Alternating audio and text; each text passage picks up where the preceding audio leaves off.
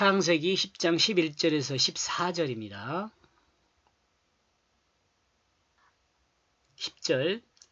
그리고 그 바벨 왕국으로부터 시작되고 있다. 그 에릭과 압갓과 갈레, 시날 땅 안에서. 1절에서 9절까지의 내용은 하나님이 인정한 노아의 의로움의 그 흔적은 사라지고 흥청거리는 인간 문화만 하나님을 대적하는 것으로 드러납니다.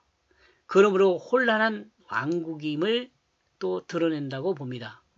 시날은 생명의 땅이라고 볼 수 있습니다. 평지로 사람이 살 수 있는 좋은 땅이었을 수 있습니다. 요새화된 혼란이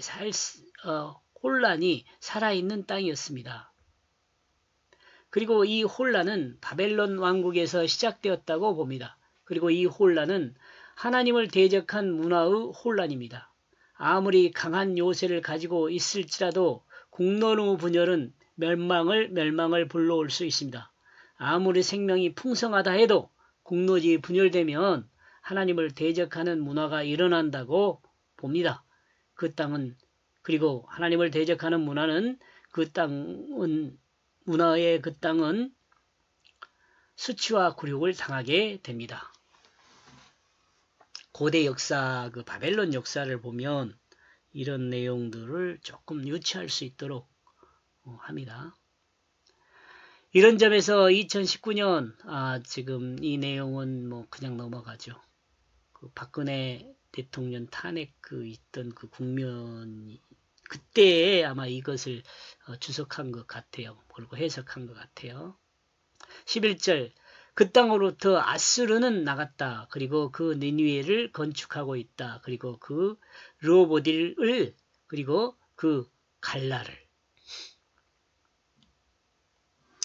바벨론에서 아수르는 나갔다. 아마 아수르는 니무롯이 건축한 도성일 수 있습니다. 니무롯은 구스 아들이며 구스는 함의 아들입니다. 그의 땅은 시날 땅에서 시작되었습니다.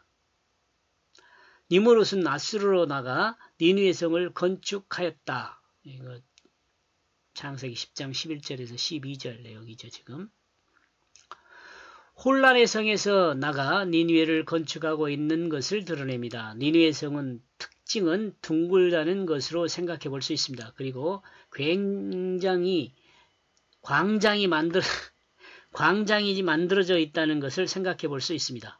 이 광장 또한 둥근 모양이었을 수 있습니다. 니무롯은 아마 이 둥근 광장에서 합의를 통해 혼란을 극복했을 수 있습니다. 혼란스러운 광장의 토론을 통해 합의를 도출하고 합의를 통해 질서를 잡았을 수 있습니다. 이런 점에서 생각하면 가장 혼란을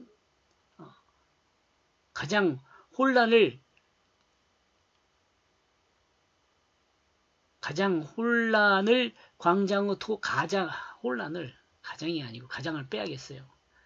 혼란을 광장의 토론을 통해 합의로 질서를 잡아가는 최초의 사람들이 아수르를 건축한 니무롯이었다라고 생각해 볼 수 있는 거죠. 지금 이런 내용은 성경에 기록되어 있는 것이 아닙니다. 이 이름들의 의미들을 이렇게 생각해 보면 이렇게 생각되어진다는 거죠. 치워.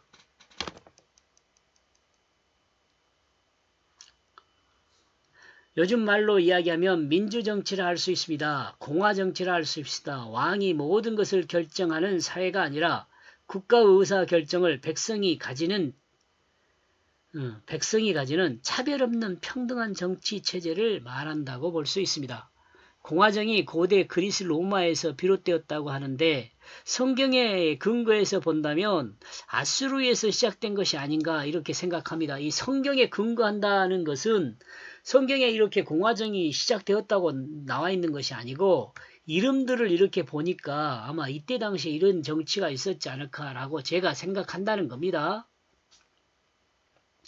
셈은 홍수 2년에 100살에 아르박삿을 낳았습니다. 그리고 노아의 족보는 노아의 장자 셈이 이어갑니다. 그리고 셈의 족보는 알렌과 아스루와 아르박삿과 알람이 있는데 이 셋째 아들 아르박삿이 그 족보를 이어갑니다. 아마도 아수르가 혼란에 빠진 바벨에서 빠져나가서 니느웨를 건축한 것에서 아마 셈의 대가 아르박삿으로 이어진 것이 아닌가 이렇게 생각합니다. 여기서 혼돈이 있었을 수 있습니다. 지금 이 과정을 설명하는 겁니까? 설명하는 것입니다.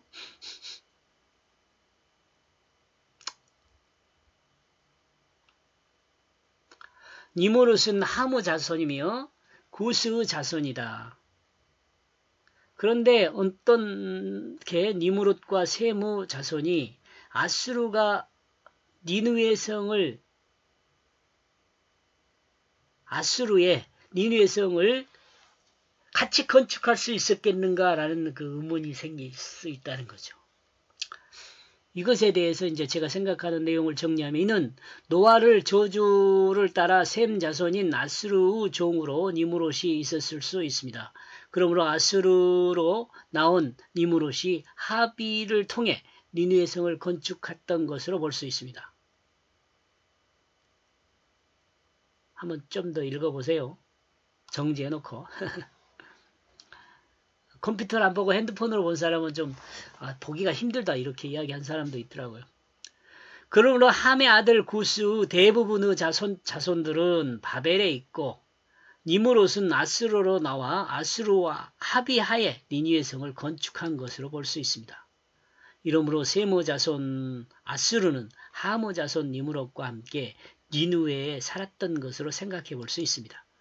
또한 셈의 다른 자손들 곧 아르박삿 등은 함의 다른 자손인 스바 등은 바벨에 계속 살았던 것으로 볼 수 있습니다.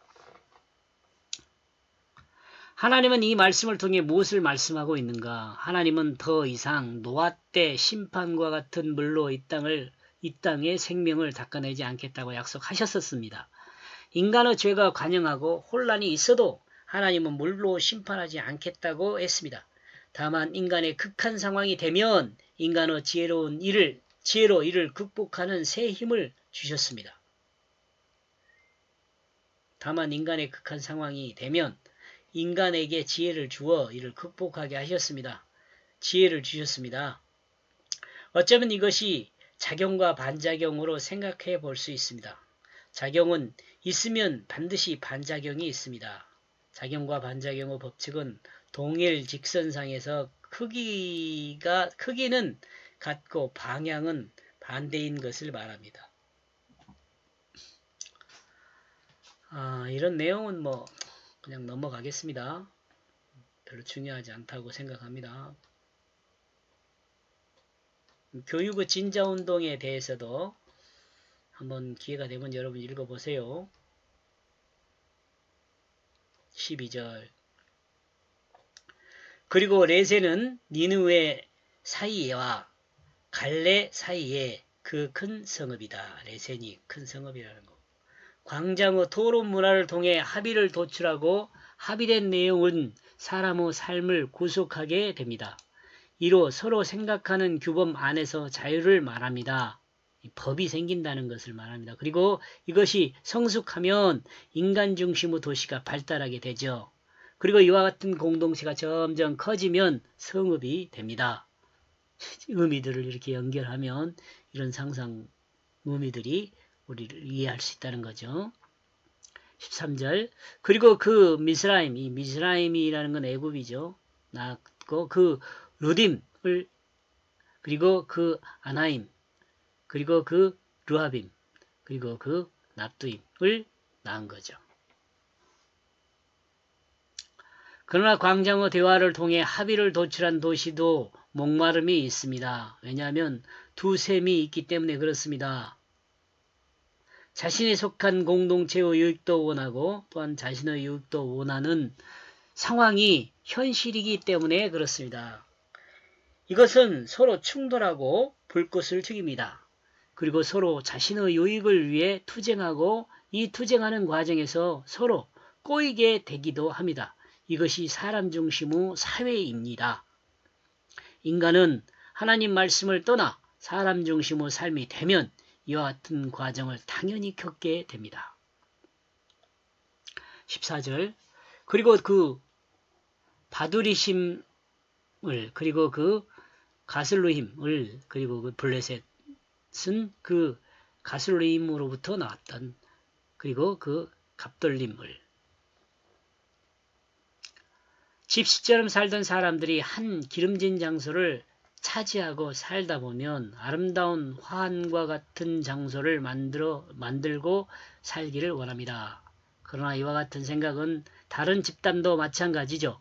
그러므로 서로 그 집단들이 충돌하게 되고 불꽃이 튀게 됩니다. 그리고 이 땅에 사는 사람들은 생각과 삶이 서로 꼬이게 되죠. 인간 중심의 삶은 결코 자신이 원하는 대로 사라지지 않는다는 것을 우리는 알아야 합니다. 창세기 10장 10절부터 14절까지 보았습니다. 이 말씀들을 중심으로 보면 합의된 규범 안에서 성숙하면 큰 성업을 이룬다. 이렇게 정리해 보았습니다. 합의된 큰 성업을 이룬다. 고맙습니다.